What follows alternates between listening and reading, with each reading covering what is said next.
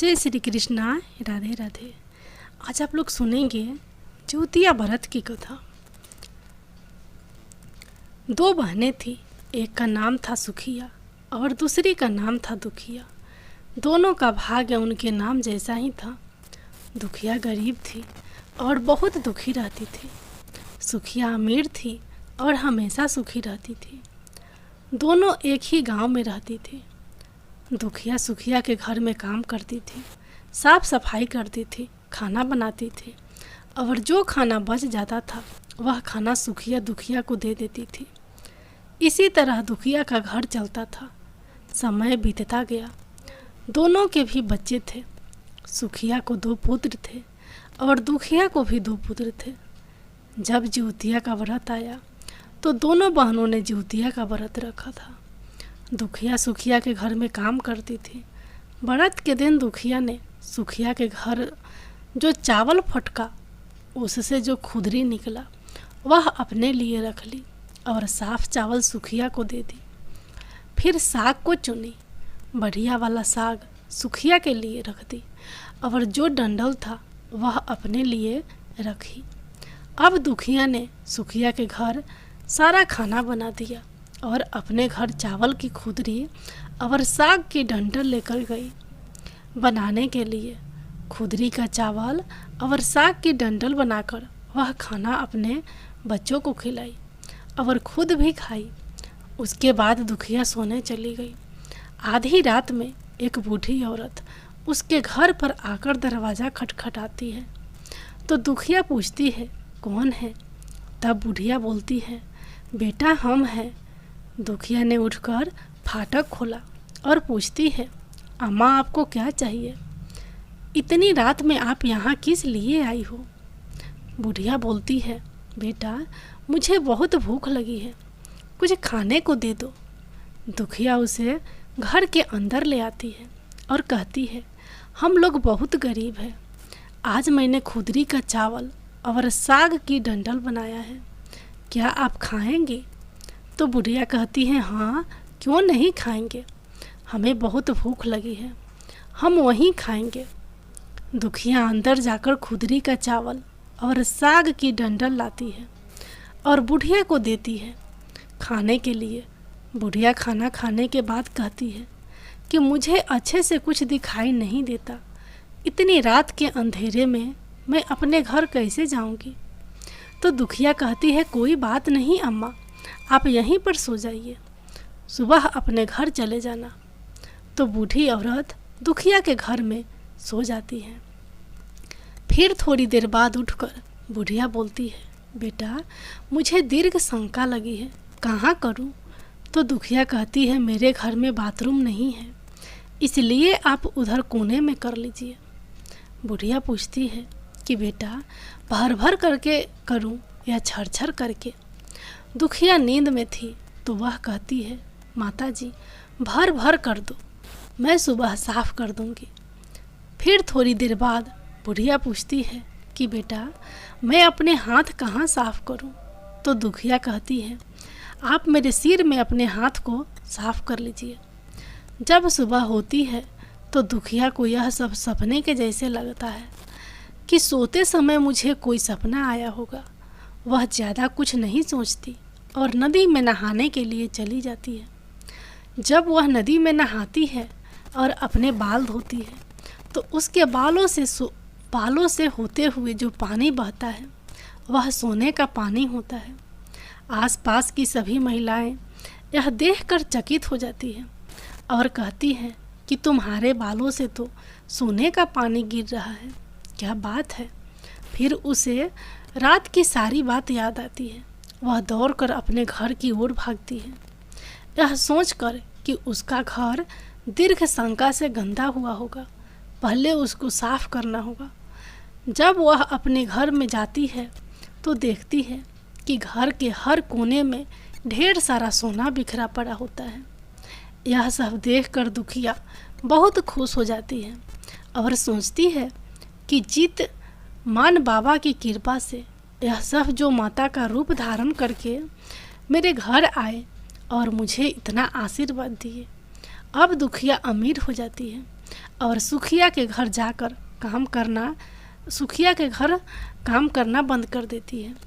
दुखिया जब अपना व्रत पूरा करती है तो सपने अपने पुत्र से कहती है कि जाओ मौसी के घर से तराजू लेकर आओ, यह नापने के लिए कि यह सोना कितना है। बच्चा बहुत खुशी से सुखिया मौसी के घर जाता है और तराजू मांगता है। तो सुखिया पूछती है कि तराजू पर क्या नापना है। तो बच्चा बोलता है, मेरे घर में बहुत ढेर सारा सोना है, उसी को मम्मी नापेगी। सुखिया कहती है, खाने के लिए तुम्हारे पास कुछ भी नहीं है और सोना नापोगे, मुझसे झूठ कहते हो। तो बच्चा कहता है, नहीं, मैं झूठ नहीं बोल रहा हूँ। सुखिया सोचती है, जब तराजू मांगा है तो कुछ ना कुछ तो ज़रूर नापना होगा, इसलिए वह तराजू के पीछे गोंद लगा देती है ताकि जो भी नापेगा वह थोड़ा सा उसमें चिपक जाएगा। दुखिया जब तराजू पर सोना नापती है तो कुछ सोने का टुकड़ा उस गोंद में चिपक जाता है। जब बच्चा तराजू लौटाने आता है तो सुखिया उसको उलट पुलट कर देखती है तो उसे तराजू में सोना लगा हुआ मिलता है। सुखिया सोचती है कि उसके घर में ज़रूर कहीं से सोना आया होगा, इसलिए वह कई दिन से काम पर भी नहीं आ रही है। सुखिया उसके घर जाकर देखती है कि आखिर यह सोना कहाँ से आया। जब सुखिया दुखिया के पास जाकर पूछती है कि तुम्हारे पास इतना सोना कहाँ से आया कि तुम तराजू मंगाई नापने के लिए, तो दुखिया उस रात की सारी कहानी अपनी बहन सुखिया को बताती है। दुखिया का मन एकदम सच्चा था, इसलिए वह सब कुछ बता दी। लेकिन सुखिया के मन में लालच आने लगा कि दुखिया के पास हमसे भी ज़्यादा धन आ गया। अब अगले ज्योतियाँ में मैं भी खुदरी का चावल और साग की डंडल बनाऊंगी। फिर अगले साल ज्योतिया का व्रत दोनों बहनों ने रखा।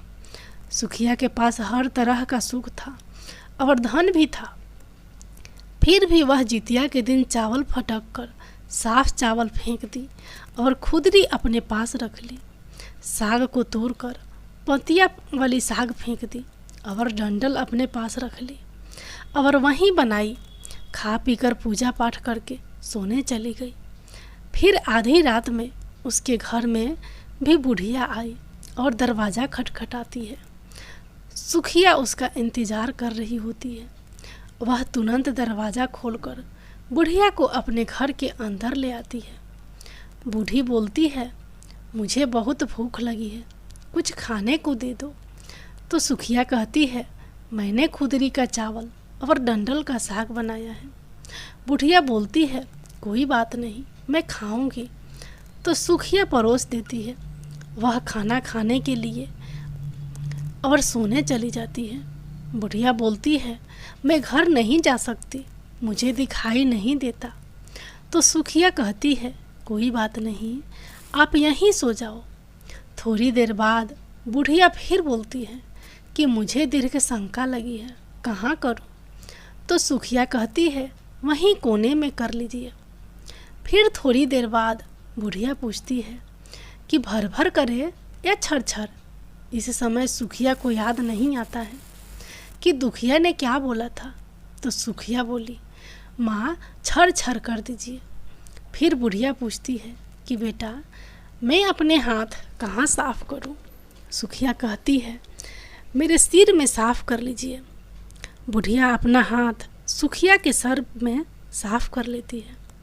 जब सुखिया सुबह उठती है तो उसका पूरा घर गंदगी से भरा पड़ा होता है और उसके बाल में भी बहुत गंदगी लगी होती है। यह सब देखकर सुखिया बहुत दुखी हो जाती है और उसे बहुत गुस्सा भी आता है। वह अपनी बहन दुखिया को बुलाती है और उससे गुस्से से कहती है कि तुमने हमसे झूठ कहा और मेरा पूरा घर गंदा करवा दिया। तो दुखिया पूछती है कि तुमने क्या कहा था, भर भर या छर छर? तो सुखिया कहती है, मैं तो छर छर बोली। तो दुखिया कहती है, यहीं पर तो तुमने गलती करी और तुम्हारे पास तो सब कुछ था, किसी चीज़ की कमी नहीं थी, फिर भी तुमने लालच किया। मेरे पास तो कुछ भी नहीं था, तुम्हारे पास तो सब कुछ था। तुम्हारे घर जित मन बाबा भेष बदल कर आए, लेकिन फिर भी तुमने उन्हें अच्छा खाना नहीं दिया। मेरे पास तो कुछ भी नहीं था, इसलिए मैंने उन्हें खुदरी का चावल और डंडल का साग परोसा था। तुमने अपने घर आए भगवान का अपमान किया। सब कुछ रहते हुए भी तुमने साग और भात खिलाया। तुम्हारे पास सब कुछ होते हुए भी तुम्हें लालच नहीं करना चाहिए था, इसलिए तुम्हारे साथ बुरा हुआ। पौराणिक कथा के अनुसार एक पेड़ पर चील और सियारिन रहती थी। दोनों की आपस में खूब बनती थी। चील और सियारिन एक दूसरे के लिए खाने का एक हिस्सा जरूर रखती थी। एक दिन गांव की औरतें ज्योतिया व्रत की तैयारी कर रही थी। उन्हें देखकर चील का भी मन व्रत करने का कर गया। फिर चील ने सारा वाक्य सियारिन को समझाकर सुनाया। तब दोनों ने तय किया कि वो भी ज्योतिया का व्रत रखेंगी। लेकिन अगले दिन जब दोनों ने व्रत रखा तो सियारिन को भूख और प्यास दोनों लगने लगी। सियारिन भूख से व्याकुल इधर उधर घूमने लगी। व्रत के दिन गांव में किसी की मृत्यु हो गई। यह देखकर सियारिन के मुंह में पानी आ गया। फिर सियारिन ने अध जले शव को खाकर अपनी भूख को शांत किया। वह भूल गई उसने ज्योतिया का व्रत रखा है। वहीं चील ने पूरी निष्ठा और मन से ज्योतिया का व्रत और पारण किया।